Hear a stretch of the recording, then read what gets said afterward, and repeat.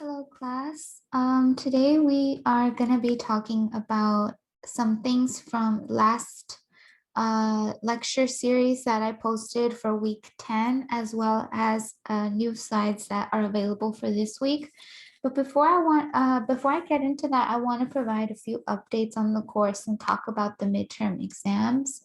I want to say that I'm very happy with all of the exam submissions.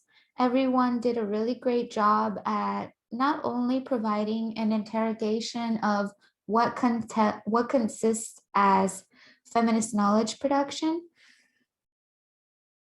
but also all of you demonstrated that you're really using the piece of the 5 things that you need to identify in this class to also help you develop your own arguments and develop your writing structure. So for the most part, everybody really did an amazing job. There are still a few people who are working on their exams, so the class average might differ a little bit, but I believe that the average was an 89, which means that that's amazing. That's a really great work. So I'm very happy with that. I also want to say that if you attended the extra credit event on Friday, please make sure to submit that response to me no later than Friday at 5 p.m. And if you have any questions about that, please make sure to email me.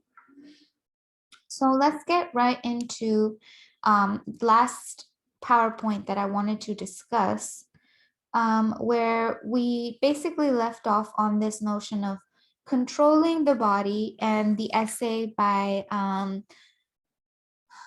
I'm sorry, I'm losing the names of the Giovanelli and Osterag, who are both arguing about this notion of a panopticon. And this is really great because we talked a little bit about this last session in our last video check-in. But now we're really going to start to get into these studies around prison studies, carceral studies, and how other logics of punishment and prisons exist in other facets of society and daily life. So in this essay, Controlling the Body, one of the critical aspects that we need to work on or think through is this notion of panopticism. This original notion of the panopticon was originally introduced by a scholar whose theory was then later on picked up by Michel Foucault, who really relied on this framework to think about the prison system, surveillance, and this act of this prison logic that happens in very many aspects of society. So in this essay, the authors identify the panopticon, or the act of panopticism, as one that refers to surveillance and social control, where people control their behavior because they feel as if others are constantly observing and judging them. So in this previous slide that I have here, this is an early example of this notion of the panopticon that was used in the early workings of this theory. As you can see, there's this circular figure at the center, right? And this is also apparent in this other slide. There's a circular figure right here that's observing all of the people around it. All the people around are not able to see who's inside the circular figure or at the central figure, but the people in the central figure can look and surveil at everybody else. So the argument in this essay is that the media and television are function as a panopticon, that self-disciplining, meaning that how we regulate our own bodies, is infused and embedded in patriarchy. And we're going to talk a little bit more about this, right? On page 2, Giovanelli and Ostertag discuss fat women are then the antithesis of what it means to be appropriately feminine. And this is part of what their argument is going to consider. Last session, we talked about the relationship between feminist theory and the disabled figure by reading Polygon Allen's essay. Yes, Polygon Allen's essay, yes. So I want us to think about here what this argument is doing for this article.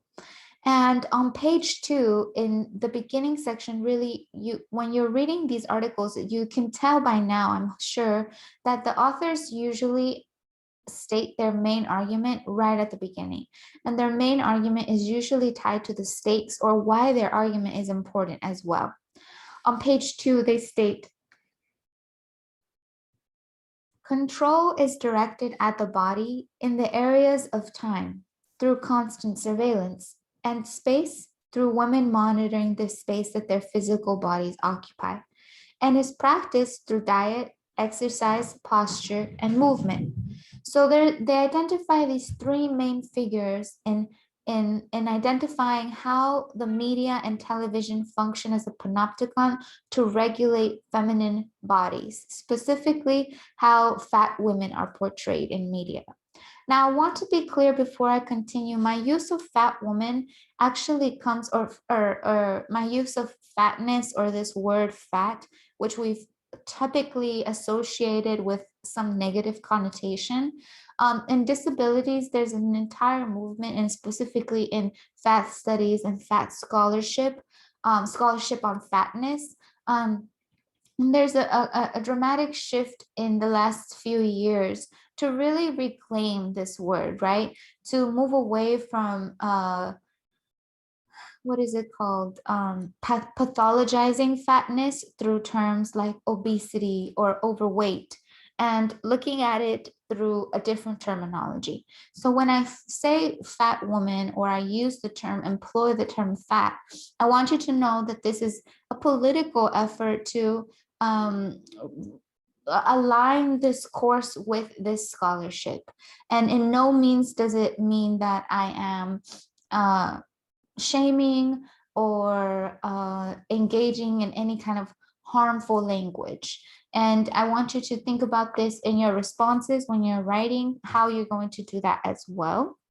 And if you had never heard about this before and you disagree with it, please feel free to share that information as well. So these three parts are what both these authors argue the media is doing, and how it functions as this panopticon, this system, this structure, this carceral punitive system of surveillance. And when I say carceral, I mean carceral as in punitive, as in relation to prison and prison logic. On page 6, the authors state, television functions as a panopticon and serves as a disciplining agent. It is upon these images that viewers actively develop quote unquote subjectivities and understandings of each other. So in other words, how we see ourselves in media, the type of bodies that we see represented, this all forces us to discipline ourselves. As they explained in the previous slide, this can happen through diet, through exercise, through any other forms of surveillance. And a lot of times we will do this work ourselves, right? Fat women's symbolic annihilation on television speaks to the media as cosmetic panopticon through its ability to pass judgment, stigmatize, and pressure people to manage their identity. So we're going to look at the different case studies that they're actually engaging with to really understand this last argument, right? The first one that they talk about is 2.5 Men, and the woman who was portrayed in that show, how she's represented, how fat women are seen as having, being asexual, being more masculine, all of these different attachments to this category of fatness exist. And what I want you to really think about is how race plays into all of this, right? What are the differences in how we see white fat women being represented in comparison to Black, Indigenous, or other POC women? So thinking about these two comparisons is really helpful to always remember that race has a critical role in how we understand intersectionality. And once again, this is something we learned at the very beginning of the semester. And, you know, this course has flown by. We're more than halfway into the semester by now. So these frameworks that we started with at the beginning, you're really going to be seeing how contemporary scholars are employing them criticizing them and developing them even further. So the next piece that you were engaging with for this reading is the mental health piece by a Chicana scholar, Flores, who talks about the relationship between gender and mental health and how this all has to do with the regulation of the body, right? When we think about disability studies and when we think about the types of medical uh, medical issues or medical ailments that are considered to be significant or important to be aware of, mental health seems to be a very complex conversation for a lot. And particularly for this essay, we're going to talk about the relationship between gender, mental health, and race. And what I want you to think about for this essay and for this class is that, you know, a lot of these readings come from personal experience. Each of the authors and scholars really talk about their own experiences and how they got through a lot of this stuff. And I want you to always feel free to seek more resources if that's what you're needing. A lot of times the content in this course can be challenging to sit with, and I want us to always have access to not just therapy and medical resources on campus, but also community and networks and friends, and to always know that you can reach out to me with any kind of questions or support you may need while we're in this class. So Flores begins her argument by really sitting with these cultural notions of how Chicanas and Mexican American cultural understandings of mental health arise. She says on page 54, the way a woman understands her distress, whether she attributes her malestar, and malestar is illness or upset bodily state, that's what it would translate to, whether she attributes her illness to nervios, nerves, to locura, or problems de la vida, or life problems, or to biomedical reasons, all of this influence the likelihood of her seeking any mental health services, whether traditional or professional. In other words, the cultural understandings that people have about mental health and about just health in general and how to take care of our bodies, all of this impacts the likelihood that we will seek medical services and medical support to maintain our health. In addition to this is part of the critical arguments, and I wanted to outline this because this piece has a lot of information. She also says depression may run in families and may be transmitted intergenerationally in women, particularly if the family has experienced historical trauma. And I want you to talk about if you have ever heard of this notion of intergenerational trauma. And if this resonates with you, if maybe in your family, when you talk to your parents, when you talk to your older siblings, you see similarities in how you manage and cope with certain things, certain hardships. A lot of times, specifically for Black and Indigenous and other people of color, we carry a lot of stigmas and fears around how to discuss mental health problems in our families. And a lot of times this causes a lot of issues on how to get access to help and support. And a lot of times the support can't just be on an individual level, it has to be at a familiar or community level. And this is why I emphasize the importance of community and friendships, even as we continue to navigate school remotely. In addition to that argument, Flores states on page 56, whether the primary contributor to depression is biological or socio-cultural or a combination of factors, it is critical to understand how the woman affected by depression understands and experiences her distress. So, in other words, it doesn't all of the factors that have contributed to the depression are incredibly important, But Flores is arguing that what is equally as important is to understand how that person is making sense of the symptoms and life experiences that they're facing. This is critical for their healing, according to Flores. And I want you to sit with this and think about this. Have you ever thought about this before? Have you ever had a class on this stuff before? And how does this all relate to gender, race, and sexuality? So for Flores, threats to the mental health of Chicanas and other women of color are largely structural, meaning that all of the factors that contribute to mental health amongst women of color are really due to the structures of society, the pressures of familial taking care of your family, the pressures of maintaining a career, continuing school, perhaps establishing healthy boundaries and relationships. And I want to say that for this article, she's focusing on Chicanas, but when we think about this course, we can think about gender in a much broader way, right? In a much more um, in a way that helps us to think about how these phenomena impact not just women, but other people too, right? That patriarchy isn't just oppressing women, but that it oppresses all of us.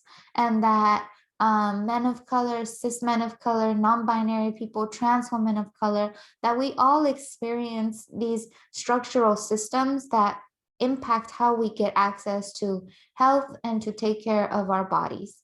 And as we see social class, and particularly with the COVID-19 pandemic, we've seen how class, race, wealth, language, immigration status, all of these things hold a critical role in how you gain access to the health. Perhaps if you are someone who has a chronic illness and have experienced discrimination by medical providers over the course of your chronic illness, maybe you're much more wary about the possibilities of receiving a COVID-19 vaccine. There's a lot of different factors that come into play. Oftentimes we see representations of people as being intolerant of vaccines, or of being fearful of these things for many reasons, but it's important to think about all the different histories and legacies that exist within the medical industrial complex. And what we're looking at here is thinking about the relationship between the prison system and the health system, not just in the US, although both of these articles focus on case studies of people in the US, but also to think about how these exist on a transnational level. And that this is very clear to us in the last few months, as we've seen how different countries and different geographies across the world have managed the COVID-19 pandemic in their communities. In addition to Flores's argument, she says that it's also important to consider social and cultural factors. When educational materials were being developed to help people gain access to information around COVID-19, you see that throughout the different boroughs. If you live in New York, or perhaps if you are moving across different parts of New Jersey, you can see that there's all these different ways that flyers and information about the pandemic were distributed to people depending on their language, their race, their community, their social group. We saw that there was a lot of advocacy around gaining access to vaccines for people who are HIV positive. All of these things come into play when we're thinking about what these social cultural factors are. The author also says discrimination, marginalization, and othering all play a role as well. As of course, we've seen this especially with the constant continued violence that Black and Asian communities have continued to experience over the course of the last few months and since the summer, and even beyond that, right? We've seen in this course that a lot of the phenomenon that we see in public media today, that these legacies exist in the histories we've discussed throughout the semester. We see how particular groups have always worked to establish superiority in some way. We've learned about othering and what it means to cast aside an entire population, an entire group of people as others, as subhuman, and as subhuman people who do not have access to the category of human at all. Um, and this all plays a role in the type of access that you may get when you're seeking mental health services or any type of health services in general. Abuse outside and within the home also play a critical role for Flores, as she makes known that Chicanas who experience abuse in and outside of their home have a significant predisposition to experiencing mental health problems in their lifetime. Substance abuse as well.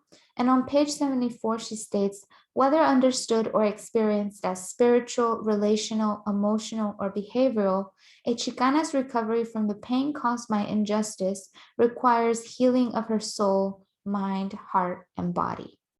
And I want you to think about what that might mean, to heal from the soul, the mind, the heart, and body.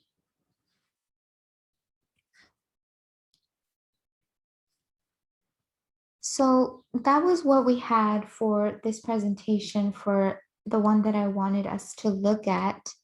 The other part that we have for this week is we're focusing on undoing border imperialism, abolishing borders, walls, and building bridges. If you were able to attend the extra credit event on Friday, where I talked a little bit about my work on migrant detention centers in South Texas and the tri-state area. For this week, you'll be watching a video about Angela Davis, as well as the Impossibility Now video with Dean Spade.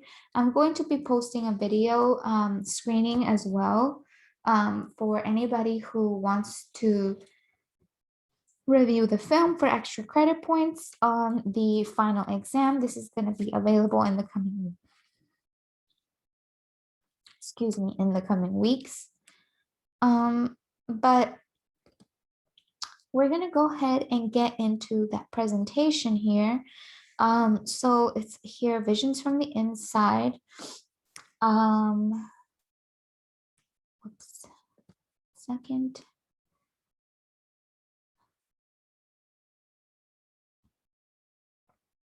Internet's a little slow.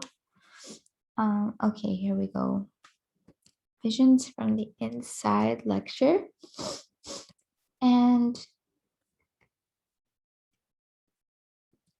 I wanted to share this with you because I love to show my students the work that I do, and I love to share my work to anybody who's interested.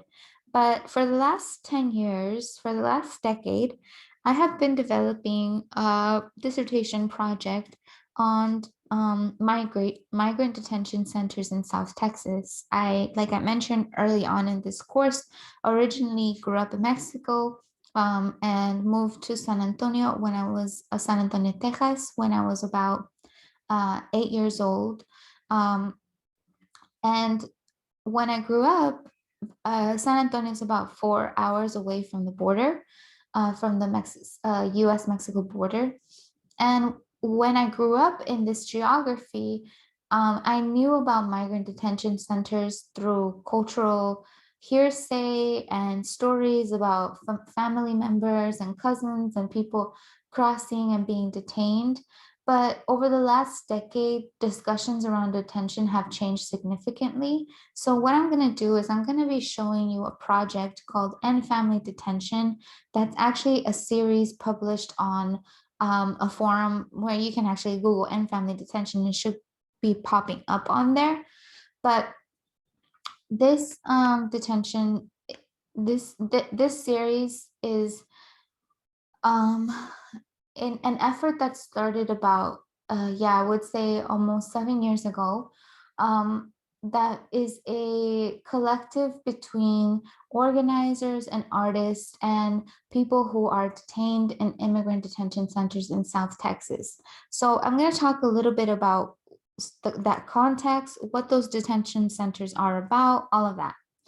So in 2014, approximately 60,000 children and mothers fled Guatemala, El Salvador, and Honduras. At the time, if you grew up in this area, and I'm sure that maybe your parents, or if you recall, around this time period, this was really discussed a lot in the media, and I'm not sure how it might have been discussed in the tri-state area, but I know where I was living at the time, it was a very big deal. And this received a lot of media coverage as a new phenomenon, but detention practices are rooted in histories of captivity. The people who were being detained, many were seeking refuge in the US because of gang threats, domestic violence, and child abuse in their countries.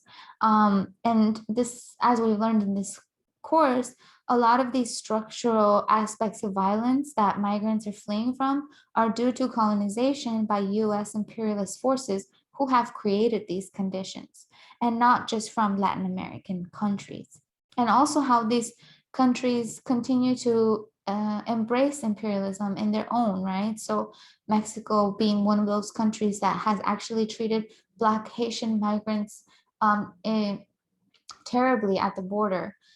So we see this sort of phenomenon being recreated where sometimes the US is cast as like this terrible place that treats immigrants terribly, but the reality is that this happens across different countries and in a lot of places where we see representation being almost like, oh, well, limiting, because we see that migrants are also experiencing discrimination and racism and anti-Blackness in other countries outside of the US. If you're interested in learning more about this, there's an organization called the Black Alliance Justice Immigrant Project, BAJI, and they recently published a report on how Haitian immigrants experience anti-Blackness at the border in Mexico and Tijuana. In Tijuana, especially, there was a lot of organizing around the detention center there where many Black Haitian migrants were being forcibly detained with an indefinite release date and no access to gain asylum and enter the US, and no ability to go elsewhere or look for refuge somewhere else.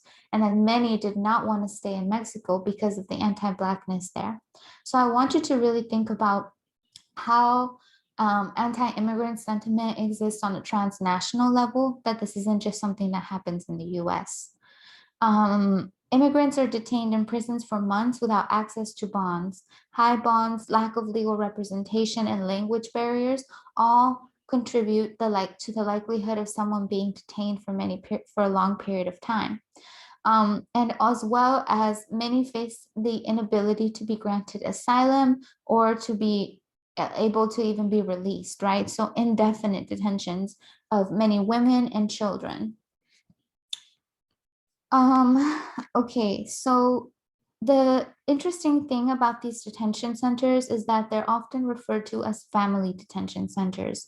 And I want you to think about why this may be, why this is troubling, and how this might be related to some of the histories that we've talked about before, where we talked about this history of the word family and these histories of captivity. Many children are separated from their parents because they have citizenship, but their parents aren't documented. Some children are given to the care of their closest relatives, but if they have no close relatives, they're placed in foster care services or deported back to their home countries. And this also depends on the country of origin. For example, children from Mexico are automatically deported back to Mexico, but children from other countries are put in a foster care system or detained, as we'll see in the next few slides. So what have we learned about in terms of the afterlife of racial slavery, specifically in regards to the term family? What is the relationship between histories of captivity and contemporary practices of detention and incarceration? I want you to think about that question and answer that for part of your response. You don't have to answer it explicitly. You're going to be answering it as you discuss the questions, guided questions that are available in the pages for this week. But just think about this. Excuse me. So the first piece that we're going to be talking about is from the Visions from the Inside series that is available on this End Family Detention organizing effort online. What this series conveyed or attempted to convey was the types of liberation narratives that migrants were developing. So in this organization, on their website, they have a section called Letters from the Inside. And that is letters from migrants who have been incarcerated and have written to any audience, anybody who might be interested in learning about what's happening on the inside. And artists from various organizations across the US collaborated with these migrants and used their letters to create visual interpretations and recreations of what their letters were trying to convey.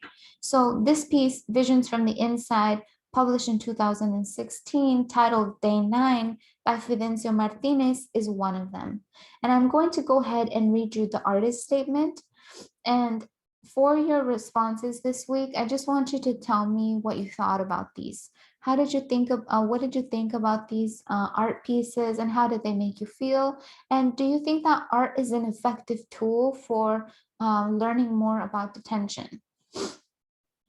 The artist statement states, "My practice examines the brown body, the battleground into which events, perceptions, and laws are formed. The Latino body has been the setting of exploitation, marginalization, and persecution. The manipulation of the painting surface and the act of physically cutting into paper or prints are metaphors for wounds, brands, and communal stereotypes imposed on quote unquote these people. And it causes the viewer to ask how long a group of people can withstand losing parts of themselves." So for your response, think about the colors, think about the facial expressions, her hands. Feel free to really freely write about what you're thinking about these pieces. The next piece is titled Day Number 12 by Christine Ramirez, where she states that she used gouache, watercolor, and ink on paper to create this piece that draws on vibrant color and pattern. She used the huipil, which is the traje de vida, as a metaphor. She draws comparisons between prison uniforms and more humanizing, dignified clothing worn ritually to events like weddings and burials. The huipil has historically been worn by people of high-ranking women in particular, and often used to adorn saints. It stands in as a reminder of the dignity that has been lost through irrational incarcerations. Notice the text on the side here. This is the English translation. Visions from the Inside, Day 14 by Matisse Moore. She says, Christina's testimony about the cruel guards, the denial of hormones and basic medical treatment, and of having to hide her trans identity exemplified the ways our immigration laws and policies constantly oppress, dehumanize, and require an extraordinary degree of resilience, particularly from those who already face extreme marginalization within our cultures.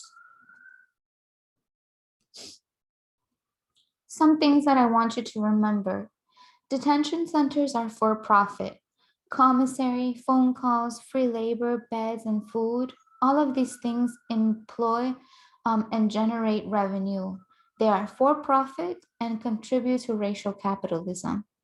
Child care licensing facilities create loopholes in the law.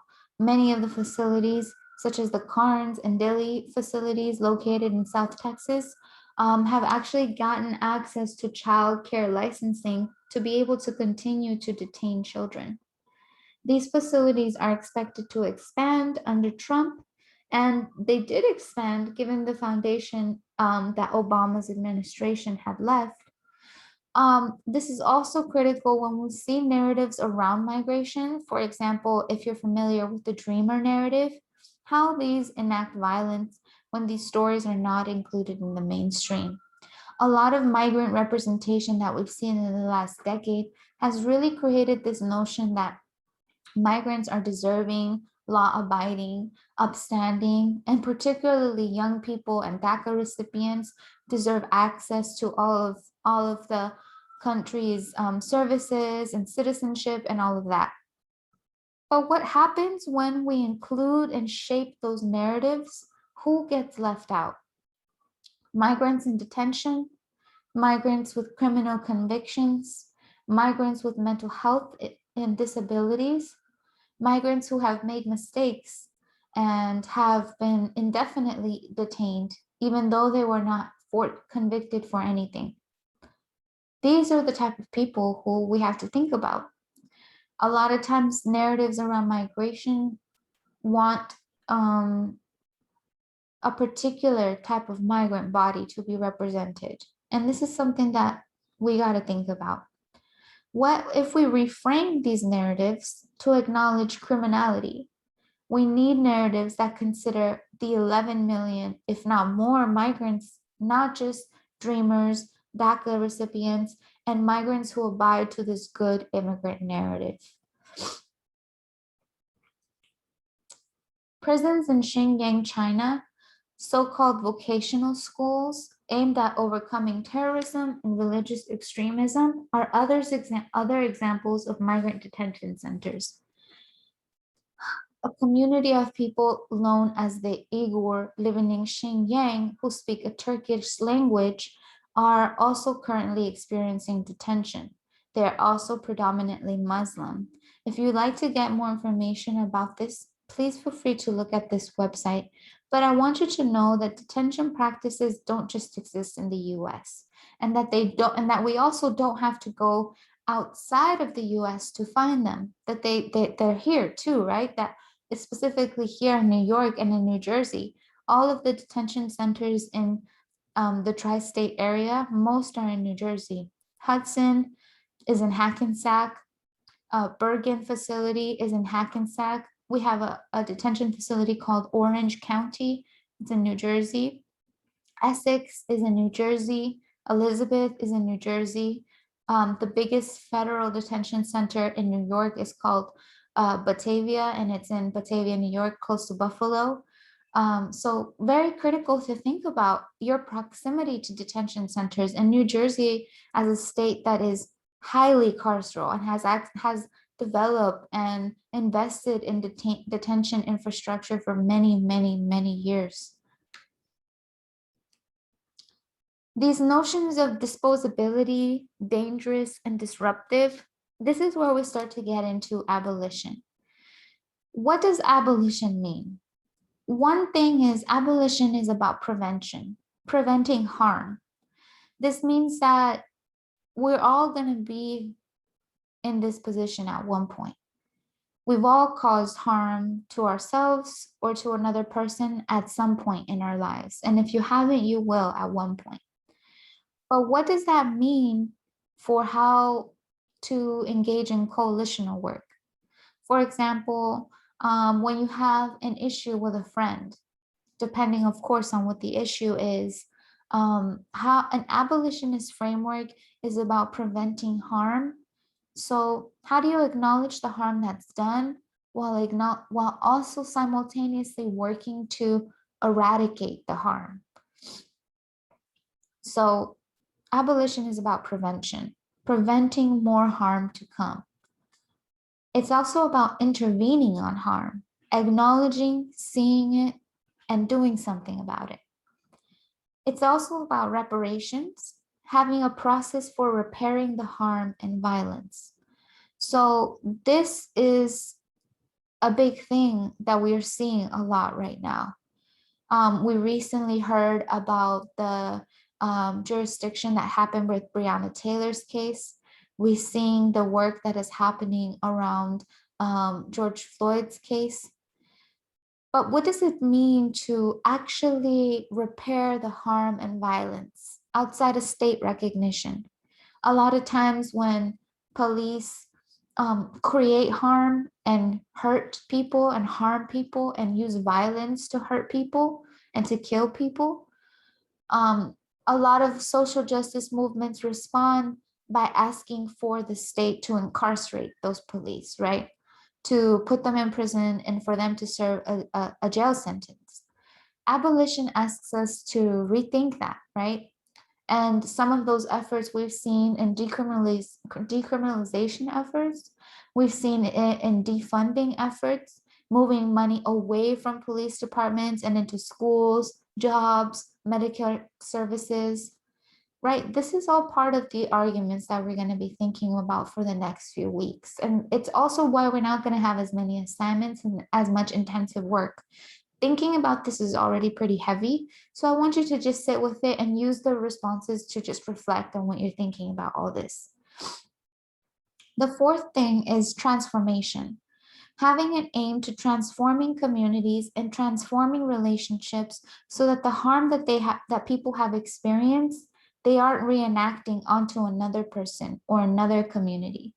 And this is a really interesting question when we think about types of violence that socially are just seen as irredeemable, right? A lot of times that's murder, sexual assault, hurting children. These are all things that as a society, we struggle a lot to think about how do we acknowledge these harmful actions, these individuals who can really hurt people. How do we hold them accountable while not engaging in a punitive response?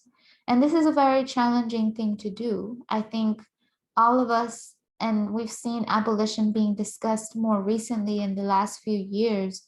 Abolish ICE initiatives are happening, the abolition of police. We've seen these words get thrown around, but what does abolition really mean?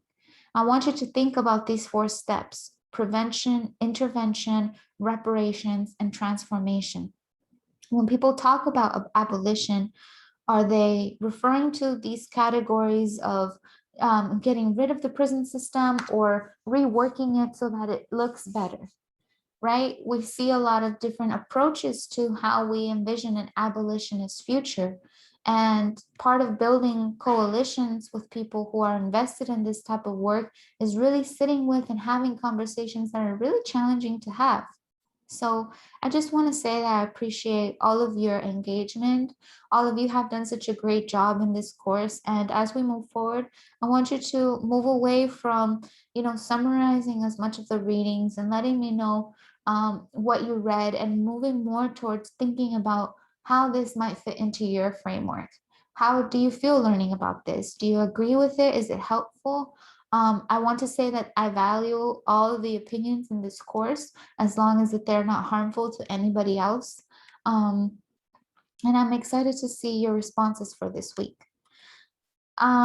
We've engaged with a lot of Tourmaline's work, and I want to leave you off with this quote that she has where she says, "What does it mean to prefigure the world you want to live in? What does it mean to start thinking and imagining the world that you want to live in? Maybe some of you want to have children or build your own families. What do you think that world is going to look like? How is it looking like right now? And how could it be different?" Abolition, according to Dean Spade, is the set of principles to guide us to what will produce the least harm. How do we balance a commitment to abolition and a commitment to immediate needs? And this is a very tricky question that I'm sure many of you will be thinking about is when we say abolish prisons, we also need a plan in place to acknowledge the immediate needs of people who are incarcerated. Prisons are not going to be burned down tomorrow.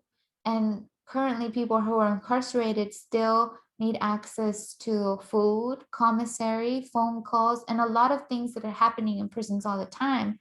The violation of people's rights and humanity, these things are happening all the time. So, how do we work to end prisons and to end carceral logics while acknowledging the immediate needs that people who are most impacted by punitive systems are experiencing.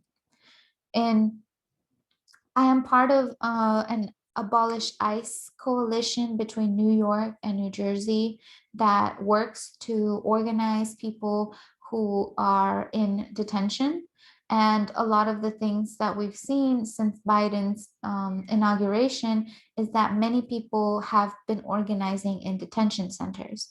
In a facility in New Jersey known as Bergen County, if you're looking to find more information about that, which is actually not too far from our campus, is a hunger strike has been happening.